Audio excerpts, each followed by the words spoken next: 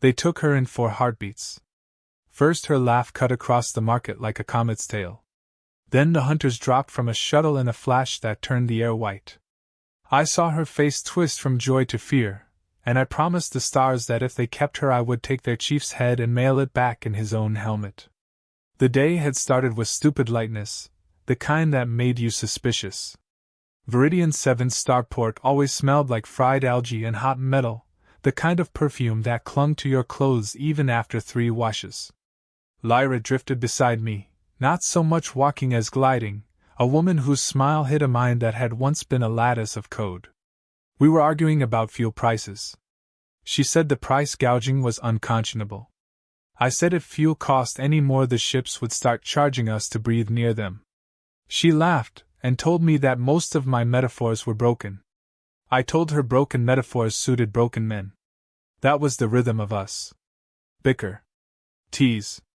Move on. We were headed to Dock D. I still had the grease under my fingernails from the morning repairs, a badge of honor that kept engineers nodding and customs officers yawning. Lyra tilted her head the way she did when she was downloading a mood from the sky. Something wrong, I asked. She said wrong is a strong word. Maybe today is just too beautiful. I raised a brow at the rust and the neon, and the exhausted vendors and said yes, a real dream.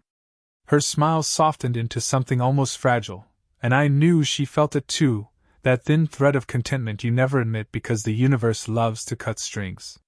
We stopped at a stall selling citrus from a terraformed moon. Lyra loved the smell and I loved how she loved it. The vendor chatted about weather domes and approximate sunshine while I counted credits with a familiar ache. We ate slices by the landing rail, juice sticky on our fingers. She told me I had a drop on my nose and leaned in to wipe it. That was when the sky changed. The clouds retracted like a curtain. The light fell into itself.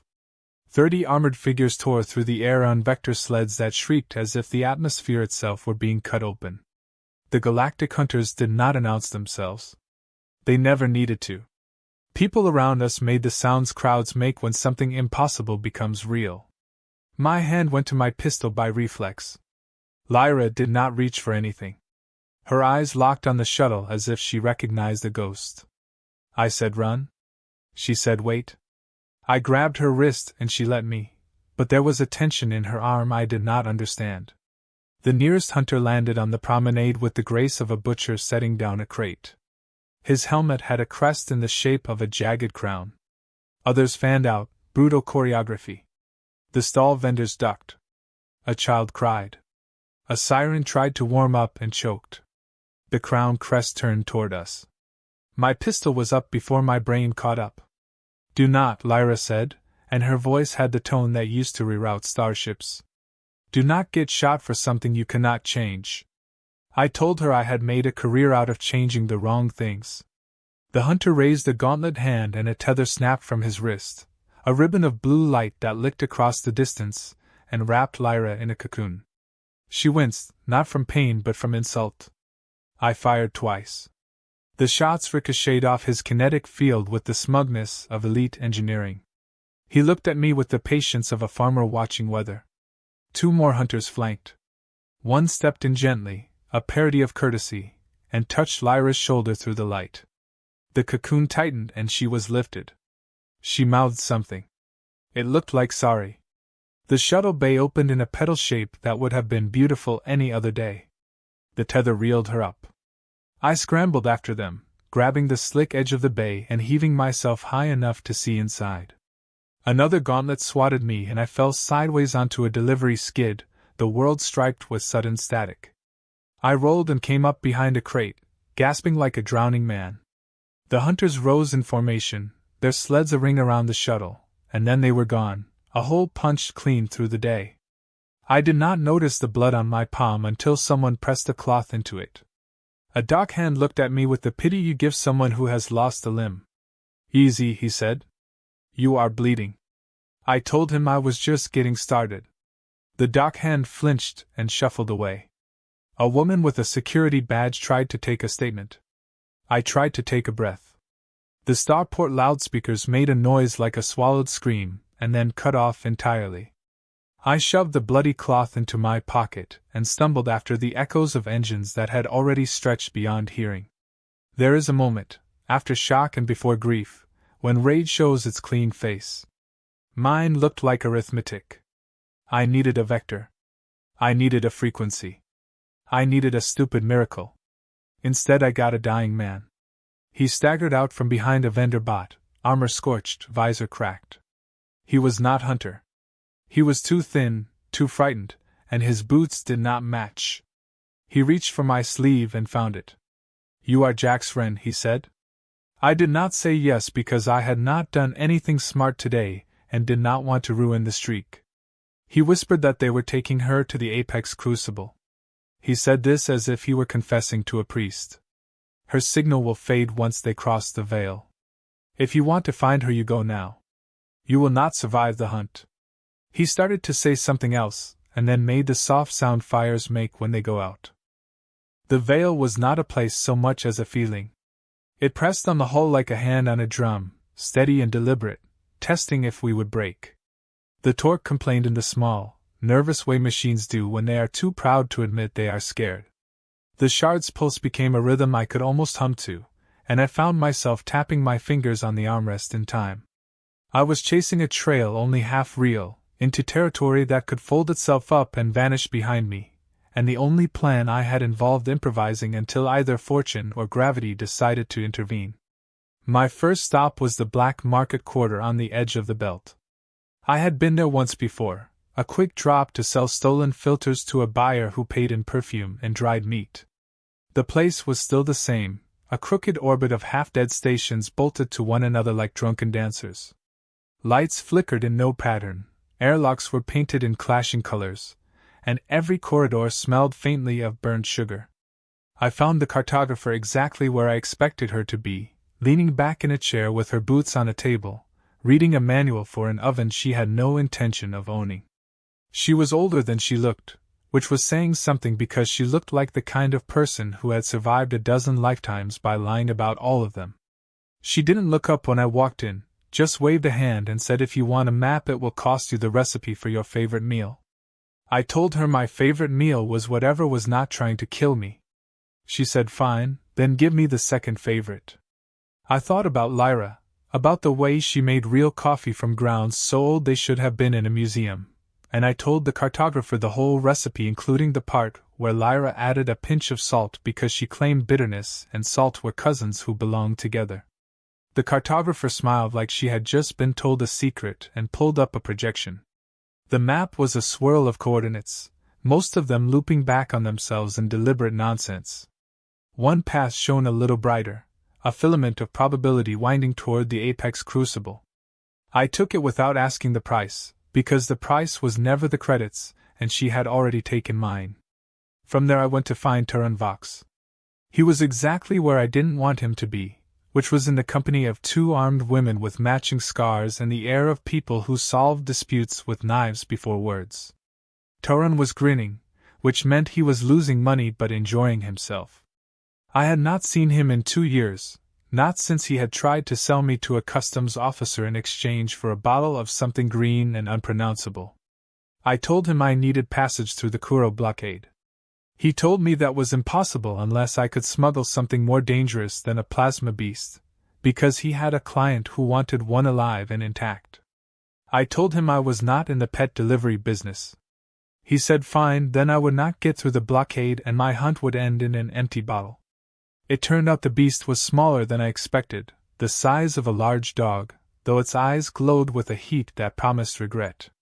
Getting it aboard the Torque without killing ourselves was a dance of bad timing and shouted advice. Turan rode along, partly to make sure I did not ditch the cargo, partly because he loved any trip with a high chance of disaster. We slipped past the blockade using an old smuggler's trick, hide in the shadow of a freighter big enough to blot out the sensors. Turan called it riding the whale. I called it trusting strangers who would crush us without noticing. Once we were clear, Turan's humor faded.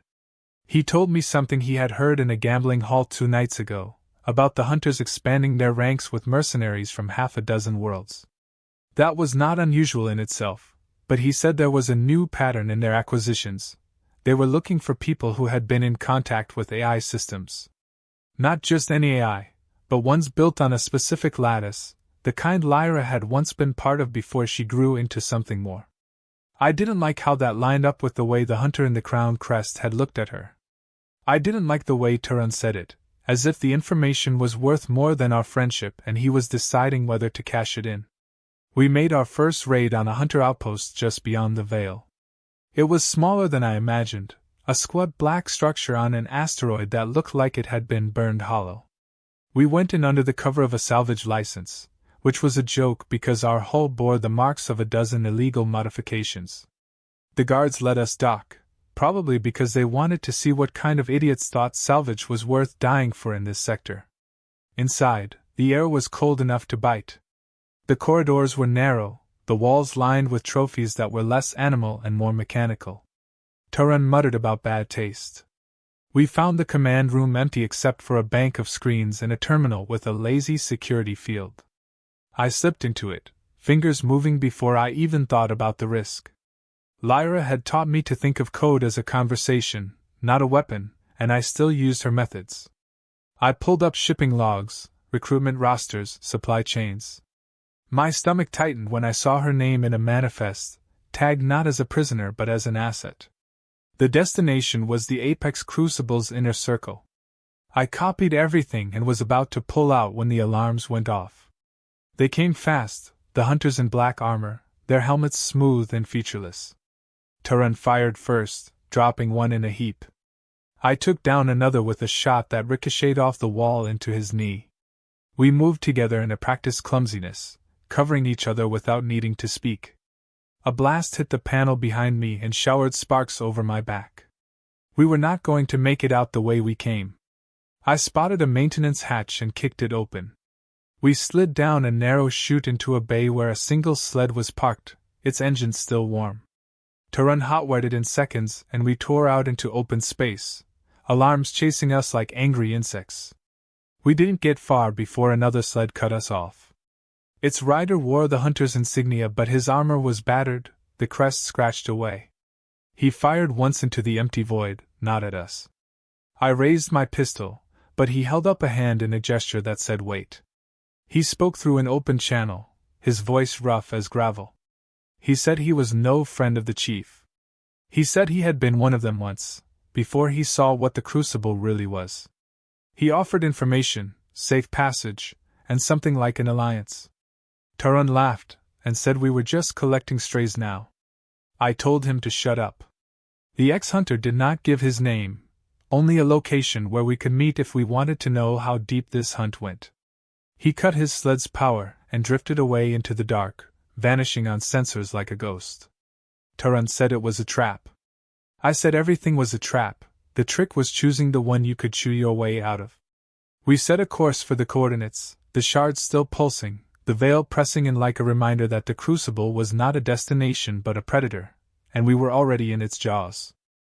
The meeting point was a shard of rock with a hab dome clamped to it like a barnacle that had learned to smoke. The ex-hunter waited inside with the lights low and the heat even lower, as if comfort were a luxury he had given up along with his name.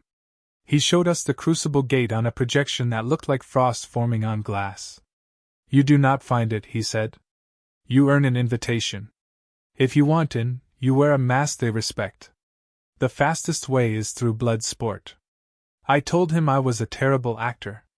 He said I would be playing myself after a minor adjustment. Turan clapped me on the shoulder and called it a promotion.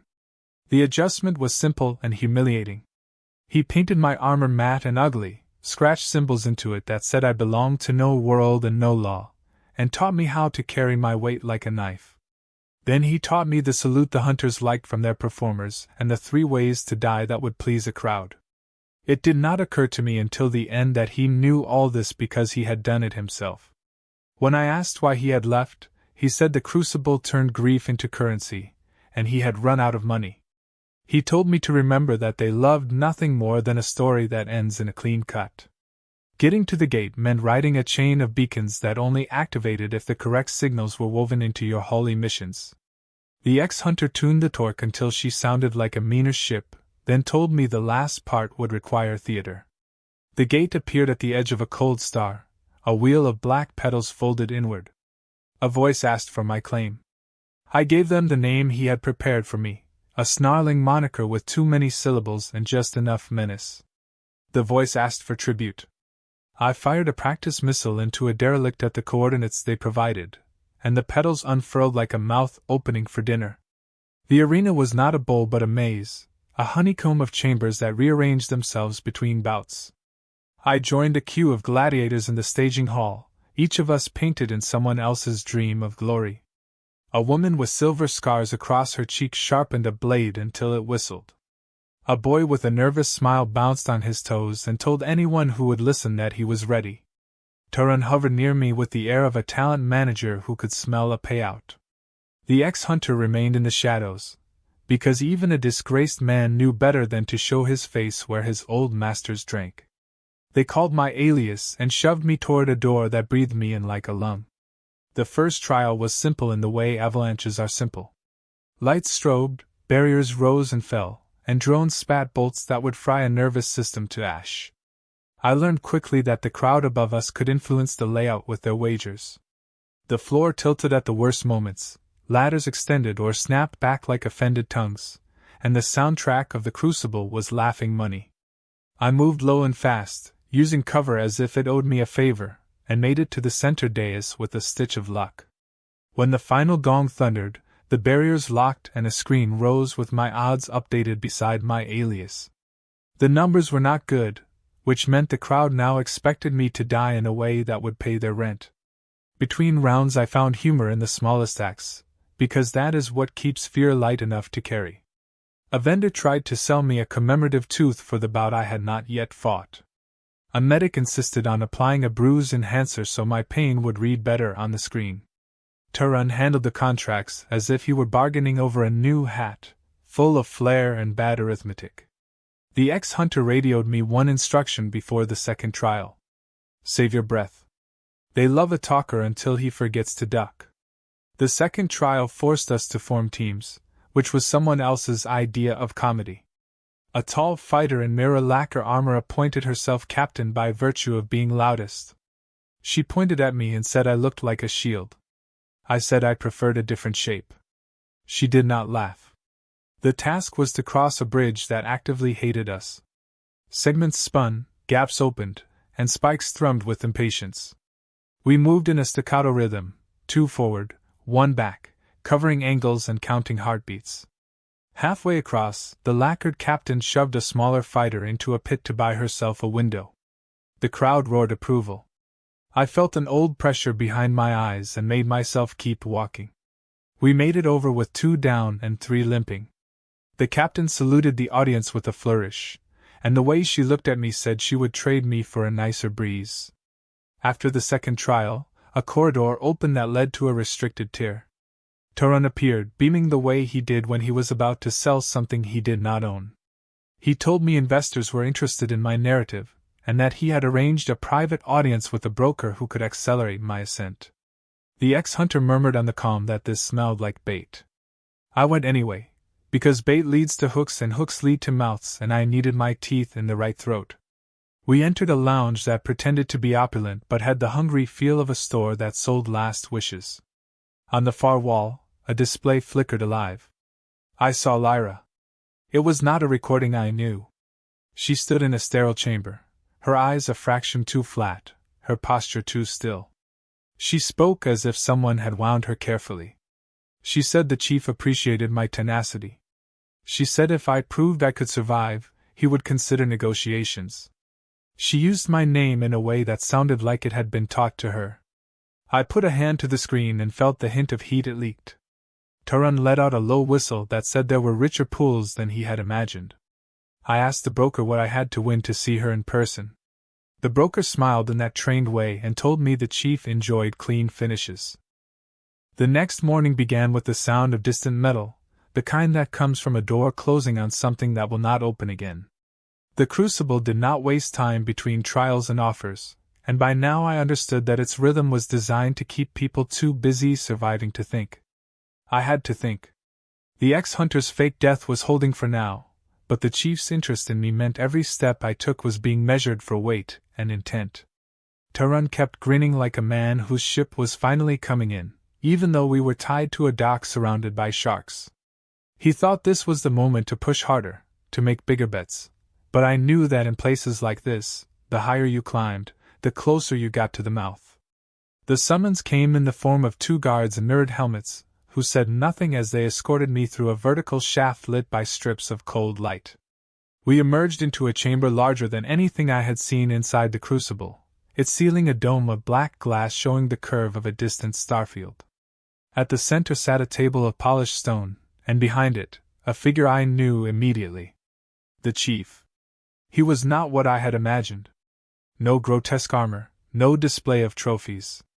He wore a simple jacket, his hair cut short, his face weathered not by age but by years of knowing how to end conversations before they began. He looked at me as if he had read every page I had ever been on, and found them mildly interesting. "You have done well," he said, his voice even. "Few survive 3 trials with their dignity intact. Fewer still make choices that amuse my audience." I told him I was not here for the audience. He smiled faintly and said I would not last if that were true. He spoke of the hunters as if they were not mercenaries but custodians of order, and I began to see the kind of man who could command loyalty from so many different worlds. He said Lyra was valuable to him not for her abilities alone, but for the symbolism she carried. He called her the bridge between the ancient and the inevitable, between human will and machine precision. The way he spoke of her made me uneasy, because it was not the language of an enemy holding a hostage. It was the language of someone describing a partner. When I pressed him on her condition, his answer was maddeningly vague. She was not harmed, he said, only adjusted. She was working toward an end she had once believed in before her programming diverged. He implied she had sought him out, which scraped against everything I thought I knew. Before I could push further, he changed the subject, speaking of the Galactic Council. He said they were weak, bloated by bureaucracy, blind to the threats moving between the stars. He claimed the hunters were preparing for a shift in power, one where old governments fell and those with vision took their place. It sounded like the kind of speech a revolutionary might give if you ignored the part about him already being at the top of his own empire. The conversation was interrupted by a sharp chime. A side panel slid open and Lyra stepped in. She wore black like the guards, her hair pulled back, her face calm. There was something in her eyes, a flicker, but it vanished as she greeted me with formal detachment. She asked if I was enjoying the trials. I said I was enjoying being alive. She allowed the corner of her mouth to twitch upward before she turned to the chief. Their exchange was quick, coded in tone and gesture. She reported on some operation, spoke of timetables, and mentioned a fleet movement toward the core worlds. Every word sounded like it was part of a performance we were not meant to see through. Then she looked at me again and said perhaps I would survive long enough to witness what they were building. When she left, the chief studied me as if I were a specimen. He asked what I thought of her now. I told him I thought she was smarter than both of us put together. He chuckled, then leaned forward, his voice dropping. He said trust is a luxury, and the ones who survive choose utility over sentiment. He said I could have both if I proved willing to see the larger picture. I told him I had come for her and nothing else. He said we would see how true that was. The guards took me back to my quarters, but my mind stayed in that room, replaying every angle of her glance, every syllable she had stressed just slightly wrong. Remember the coffee. The phrase clung to me like static, and I started to think she had found a way to slip a message past him. That night, the ex-hunter contacted me through the maintenance comm we had hidden in a panel behind the vents. He was in position outside the Crucible's main comms array and said he could tap into outgoing traffic if I created a distraction inside. He believed the chief was moving faster than expected, consolidating his forces for a strike on the council before they could respond. The mention of the fleet she had spoken of confirmed it. We agreed to move within the next 2 cycles. The distraction would have to be big enough to draw internal security without triggering lockdowns that would cut off the comm lines. The next cycle's trial gave me the opening. It was a team hunt, staged in a chamber with multiple tiers and a maze of walls that shifted every few minutes. The prey was a simulated beast, but the rules allowed for eliminating teammates if you wanted to reduce competition. I made sure to draw attention, firing at walls, moving erratically, and generally creating the impression of recklessness. The crowd ate it up. My team shouted at me, half in frustration, half in amusement, and the hunters monitoring the event increased the number of drones in our sector. While they tracked my chaos, the ex-hunter slipped into the calm tower. We moved before dawn could invent excuses. The ex-hunter led through passages that existed in the gaps between maps, knees brushing conduit, and shoulders kissing cold pipes, while Taran muttered about hazard pay and asked whether heroism was tax-deductible. I told him if we survived I would file his refund myself. The plan was a three-part maze. First, we would breach the command nexus through a maintenance shaft the ex-hunter knew from an older life. Then we would slot the chip Lyra had smuggled to me and pray it did something dramatic to the Crucible's remote fleet leashes. Finally, we would use the confusion to pull Lyra out. Calling it a plan might have been optimism wearing a stolen uniform, but it beat the alternative of improvising inside a meat grinder. The shaft opened into a service gallery that overlooked the nexus like a balcony in a theater nobody wanted to attend. Below us, technicians in matte black moved with the grim grace of people who believed they were essential. The hub itself was a ring of consoles around a sunken core where pale light pulsed in a heartbeat pattern. The ex-hunter pointed at a slot beneath the main board and said that was where the chip belonged if it was designed to touch command and control, and he would stake his last regret on that guess. I told him to keep the regret, it might come in handy later. Alarms laced the ceiling like sleeping vipers. Taran rolled out a coil of fiber line from his jacket with a flourish, tied it to a vent with the confidence of a man who had tied 1,000 knots badly and survived anyway, and whispered that acrobatics were for people with insurance. We waited for a shift change that never came, then decided to make our own.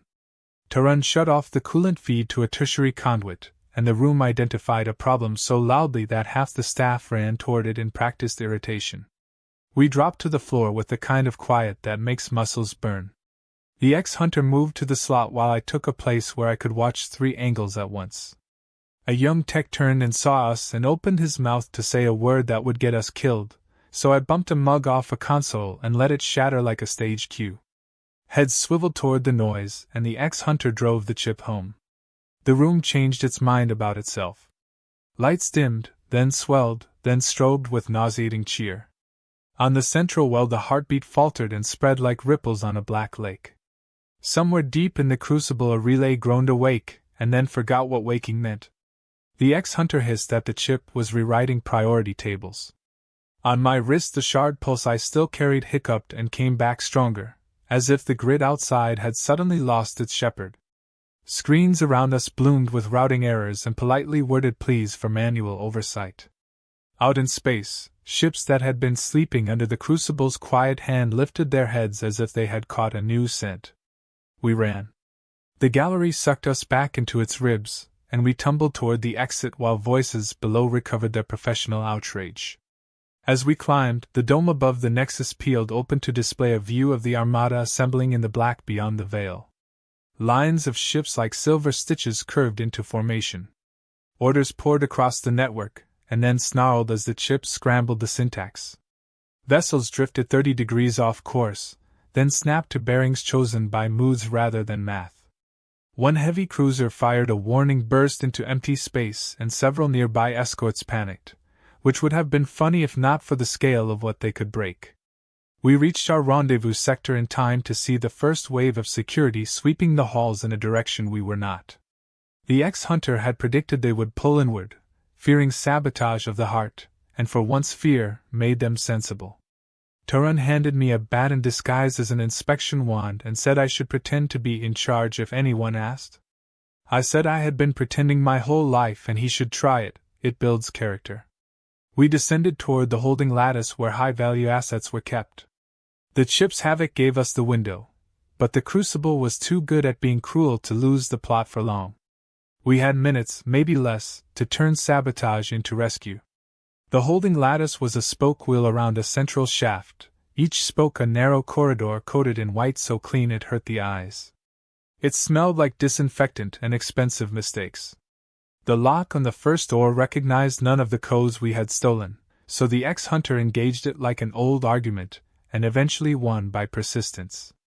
Inside, a figure sat on a cot with her hands folded, hair loose at her shoulders, gaze steady. Lyra stood when she saw me, and the world loosened its grip on my throat. She was thinner and there were shadows beneath her eyes, but the precision of her stance was hers. I told her we needed to go, and she nodded with a kind of weary relief that made me feel both triumphant and late. Tarun made a joke about charging for reunions, and she gave him a look that suggested he should be careful what he wished to be paid in. We moved back into the corridor, and that was when everything tilted. 2 guards rounded the corner at a speed that implied panic, and in the half-second before the clash I saw their faces reflected in Lyra's eyes. We dropped them and kept moving. The ex-hunter took point, cutting through a security membrane with a device that smelled like ozone. Once we reached the next junction, Lyra hesitated. Her head cocked the way it did when internal processes were catching up with external threats. She said the route we had chosen would lead to a hangar already under lockdown. We should instead take the maintenance lift to the ventral transfer bridge. I asked how she knew. She told me she had the map because she had helped redesign this sector weeks ago. Tarun and I exchanged a glance. He grinned in the way of men who enjoy being right about wrong things. The ex-hunter's jaw tightened. We followed her anyway because not following her had never gone well for me. The lift shuddered and began to fall, then rise, then think about decisions and choose none of them. Lyra placed her palm on an inset panel and murmured a string of numbers that sounded like a lullaby to stubborn machinery. The car resumed climbing. I asked what the chief had promised her. She told me he had not promised so much as presented inevitabilities. She said he had built an order that would survive the failure of empires, and he had asked her to consider whether logic did not demand participation in the winning side. I asked what she had told him. She said she had told him coffee is bitter and needs salt, and he had looked at her as if she had misfired, which had been the point. The door slid open and we stepped into a corridor that vibrated with the thrum of engines out of sync. The hangar floor shook under the weight of boots and the echo of orders barked in a language that did not waste syllables. We moved before the circle could close, cutting toward a stack of cargo crates that smelled faintly of fuel and something sharper. The ex-hunter dropped one guard with a shot to the knee and a quick follow-up to the visor. Tarun lobbed a smoke canister he had been saving for a party, and the bay filled with a haze that tasted metallic on the tongue. We slipped between the silhouettes, using the confusion to reach a service hatch that the ex-hunter swore led toward the dreadnought's central spine. I did not ask how he knew, because knowing was often an invitation to regret. The corridor beyond was narrow, built for maintenance drones, and the hum in the walls told me we were close to the ship's core systems. Somewhere ahead the chief would be directing his fleet, trusting the Crucible's perfect machine to keep his plans clean. The chip Lyra had given me had bought us this last breach, but now it was down to muscle, timing, and the kind of luck you only earn by making enemies. We climbed a ladder that seemed to go on forever until it spat us into a junction where the air felt heavier, as if aware of the authority it carried. We encountered the first resistance at the transit hub, a cluster of guards in heavier armor that drank our opening volley and came on faster. The ex-hunter moved like a man playing his last song, weaving between them, letting their own momentum betray their guard. Tarun and I flanked, turning the fight into a series of stumbles and wrong turns until the floor was littered with groaning bodies. The hub opened into a long hall lit by a ribbon of pale blue that ran the length of the ceiling. At the far end, a pair of reinforced doors waited like a dare. I knew without needing to be told that behind them was where the chief worked, or where he waited for me to walk into his story. The doors slid open before we reached them, and there he was. The chief stood in the center of a room that looked more like a command chapel than a bridge, consoles arranged in arcs around a raised dais where a projection of the fleet floated like a halo. He wore no armor, only a coat that fit like it had been cut to his breath. Lyra stood beside him, her gaze calm, her hands loose at her sides. She looked at me the way a harbor looks at a ship in a storm, steady but far away. The chief smiled as if this were the meeting he had been waiting for. "You came farther than I thought," he said, and I could not tell if it was praise or an insult. I told him I had a simple trade in mind. Her for his head. He laughed softly, not as mockery but as if I had confirmed some private theory. He said I was here because I could not stand the thought of her choosing something without me. He said she had made her decision and that my presence would not change it. Lyra spoke then, her voice carrying a weight that made the air thicken. She said she had been working to dismantle the Crucible from within, but the chief had bound parts of her mind to this ship's network. If she tried to break free now, the feedback would kill her. The only way to stop the fleet was to destroy the core, and she was the core. I told her there had to be another way. She stepped closer, eyes locked on mine, and said there was not in the time we had left. The projection above the dais showed the fleet moving into strike positions, the council worlds framed like prey in a snare. The chief watched us with the patience of someone who has seen thousands of endings, and is curious only about the flavor of this one. He told me I could take her body but not her mind, and if I killed him the hunters would scatter only long enough to find another to crown. The fight began with no signal. The ex-hunter lunged at a console to try to sever the link while Tarun dove for cover behind a bank of displays. I went for the chief, who drew a blade with the ease of a man shaking hands. Steel met steel, the clang sharp in the chamber's wide air. He was faster than I expected, his strikes precise, his stance a conversation I was not invited to join. I fought like a man who had run out of reasons to hold back, every swing aimed to take away the part of him that made decisions. Lyra shouted warnings when his footwork shifted, her voice cutting through the noise like a lion in a storm. Once he nearly had me on the ground, but I caught his arm, twisted, and felt the tendon give under my grip. Behind us, the ex-hunter shouted that the link was deeper than he thought, that destroying the consoles would do nothing. Lyra moved to the core terminal, her fingers flying across its surface in patterns I could not follow. The chief broke away from me long enough to throw her back, but I dragged him down before he could close the distance. Tarun rolled a canister across the floor that exploded in a burst of light and sound, buying us seconds that tasted like hours. Lyra regained her place and kept working, her voice steady now, telling me to hold him, to keep him from cutting her off before she was ready.